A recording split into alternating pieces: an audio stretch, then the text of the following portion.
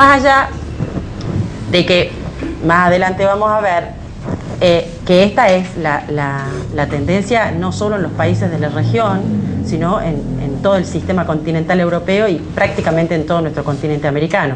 No hay otra edad distinta.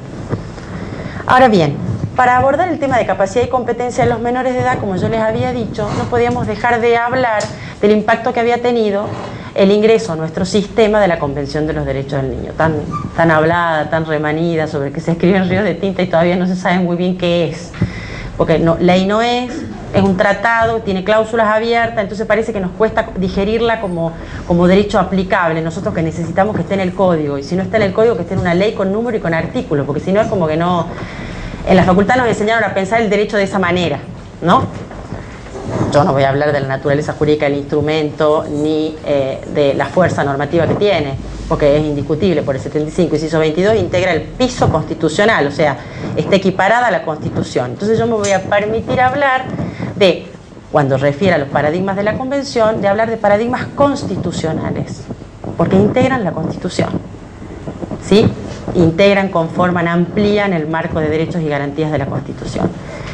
Con la incorporación de la Constitución con rango constitucional a partir de la reforma del 94, el concepto clásico de capacidad, tal como está legislado en el Código Civil, claramente entró en jaque. Estamos hablando que ya pasaron 17 años de eso.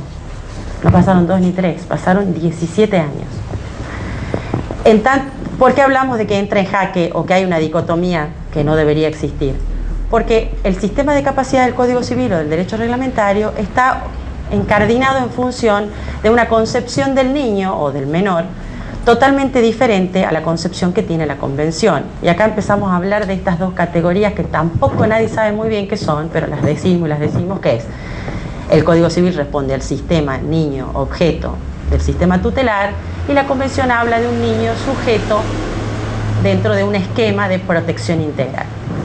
Hay una penalista fantástica, Mary Beloff, que siempre dice: es un disparate decir que la Convención habla de niño sujeto, porque para el Código Civil el niño nunca no fue sujeto, o sea, siempre fue sujeto de derecho, con capacidad restringida para obrar, pero nunca el Código dijo que el niño no era sujeto y que era objeto. Eso fue una elaboración de la doctrina.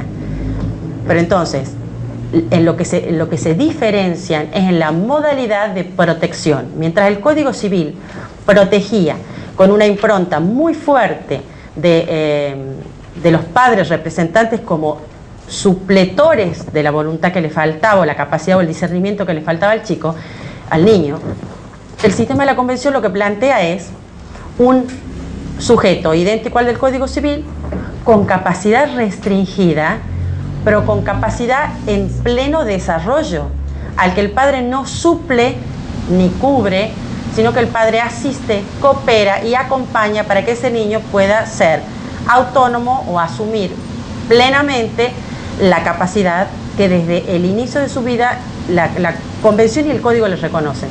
Esa es la diferencia, la idea matriz fundamental, más allá del nombre que le pongamos, tutelar, proteccional, porque si no podemos diferenciar eso, corremos el riesgo de que utilizando el interés superior del niño seamos tutelaristas, ¿no?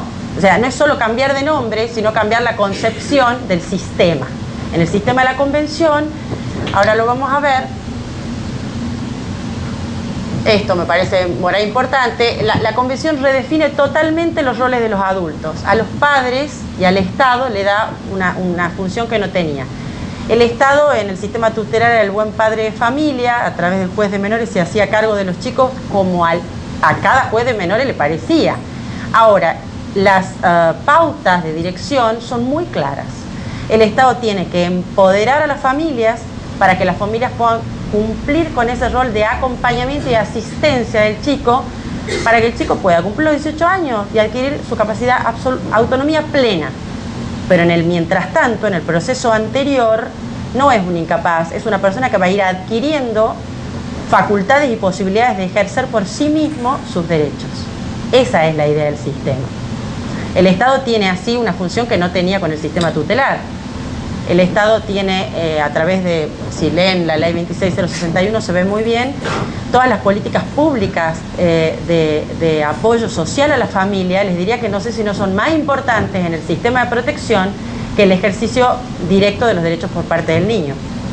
También la Convención supuso o supone, porque es un proceso dinámico, la reinterpretación de los textos, pero nos obliga a reinterpretar los textos, llegando inclusive, siempre pensando que es la última ratio, a declarar la inaplicabilidad, la palabra inconstitucionalidad es muy fuerte, la inaplicabilidad de determinadas normas en determinadas circunstancias, porque no responden a los paradigmas planteados por la Convención.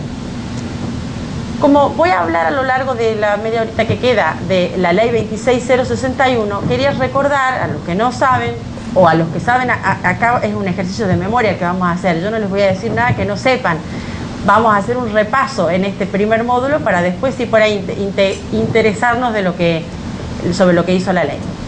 A través de la ley 5292, que está vigente desde diciembre del año 2009, la provincia se encuentra adherida, pero miren los términos de la adhesión, se encuentra adherida a la Ley Nacional de Protección Integral. ¿La Ley Nacional de Protección Integral qué es?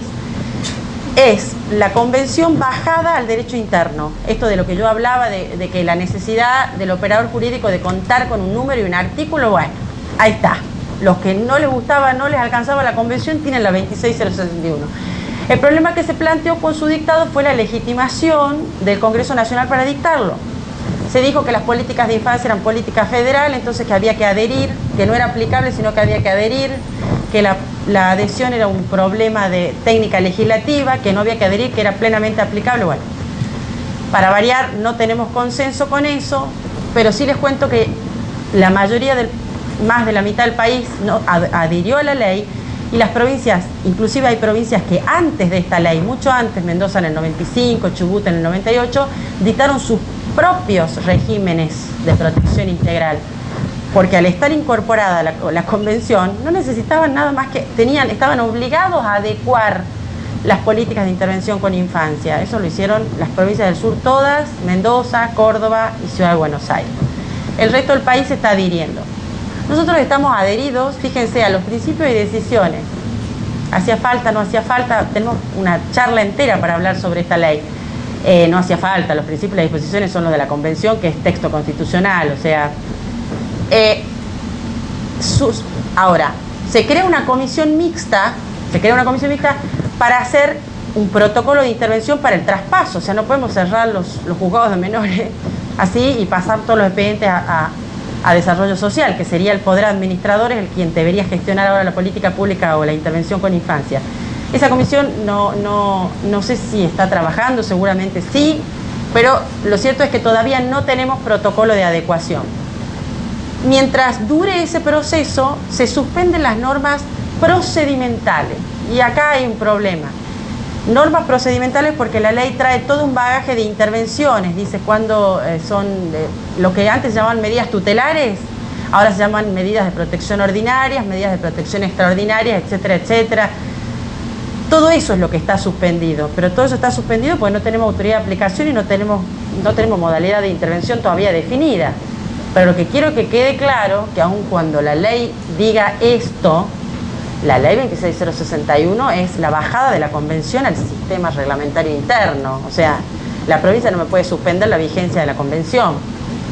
Y en cuanto a los aspectos procedimentales, lo que yo creo que deberíamos entender es que se suspende el dictado de medidas como las ordena la ley, pero algún tipo de medida de carácter tutelar o proteccional los juzgados de hecho siguen tomando.